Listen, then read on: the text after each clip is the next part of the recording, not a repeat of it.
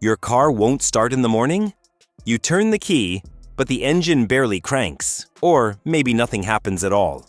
Other times, the engine starts just fine, but suddenly the lights begin to flicker, the dashboard warning light appears, and the car may even stall while you're driving. When this happens, many drivers immediately assume the battery is dead. But in reality, the problem could also be a failing alternator. Both components are part of the vehicle's charging system, and when one of them fails, the symptoms can look very similar. So how can you actually tell the difference between a bad battery and a bad alternator? In this video, we'll break down the key warning signs and differences between a bad battery and a failing alternator, so you can start narrowing down the real problem before confirming it with simple tests.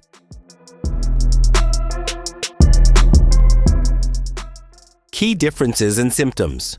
One of the easiest ways to tell the difference between a bad battery and a bad alternator is by paying close attention to the symptoms your car shows. Let's start with the battery. When a battery is going bad, the most common symptom is a slow crank. When you turn the key or press the start button, the engine may turn over very slowly, as if it's struggling to start. This happens because the battery no longer has enough stored power to spin the starter motor properly. In some cases, the car may not start at all. You might hear a clicking sound, or the engine may not turn over. Another sign of a weak battery is dim headlights when starting the engine. The lights may briefly lose brightness because the battery cannot supply enough power during the starting process.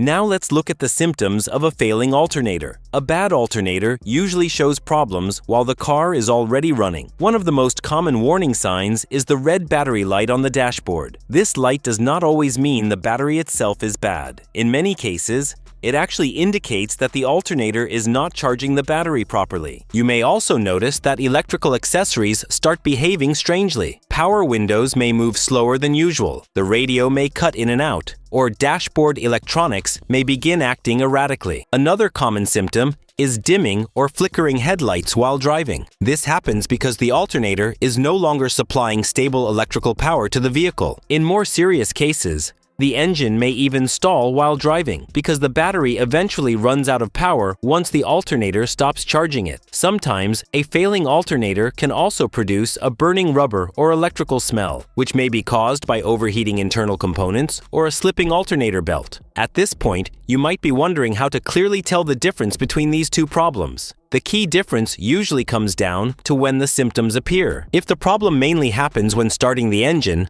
such as a slow crank, clicking sound, or the car not starting at all, the issue is usually related to the battery. This is because the battery provides the high burst of power needed to turn the starter motor. When the battery becomes weak, it can no longer deliver enough current to spin the starter properly, which is why the engine may crank slowly or fail to start. You may also notice the dashboard lights dim when starting the car, because the battery doesn't have enough power to handle the starter motor and the electrical system at the same time. However, if the car starts normally, but electrical problems begin while driving, the problem is more likely related to the alternator. Once the engine is running, the alternator takes over and supplies electricity to the entire vehicle while also recharging the battery. So if headlights begin flickering, electronics start malfunctioning, or the engine stalls while driving, it often means the alternator is no longer producing enough electrical power to keep the system running. Think of the battery as the power source that starts the engine, while the alternator acts like a generator that keeps the car powered once the engine is running. In simple terms,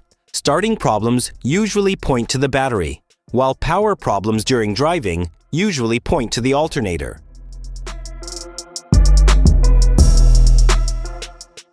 But there's actually a very simple test you can do in less than a minute to confirm whether the battery or the alternator is the real problem. And before you replace anything, there are a few simple tests you should never skip if you want to avoid replacing the wrong part. In the next video, I'll show you these simple tests step by step so you can quickly figure out exactly what's causing the issue. Make sure to watch that next, because this is where many people end up misdiagnosing the problem. I'll see you in the next video.